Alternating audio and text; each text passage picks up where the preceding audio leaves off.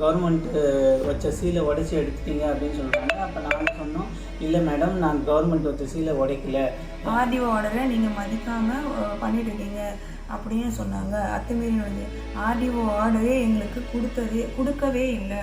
கொடுத்துருந்தா நாங்கள் சொல்லியிருக்கோம். அந்த ஆர்டிஓ ஆர்டர் கூட நான் கேட்டு அவங்கக்கிட்ட முன்னாடி நாள் வரைக்கும் நான் கம்ப்ளைண்ட் கொடுத்துருக்கேன். அதாவது எங்களோட மதுரை ஹைகோர்ட்டில் நாங்கள் எங்கள் கேஸ் வந்து ஃபைல் ஆகிருக்க ஸ்டே ஆர்டருக்கான ப்ராசஸிங் போயிட்டே இருக்கு, மண்டே வரைக்கும் இருக்குன்னு சொன்னதுக்கு அவங்களே ஒத்துக்கிட்டு 1 வீக் டைம் கொடுக்குறேன்னு சொன்னாங்க. 7 நாள் டைம் கொடுக்குறேன்னு சொன்னாங்க.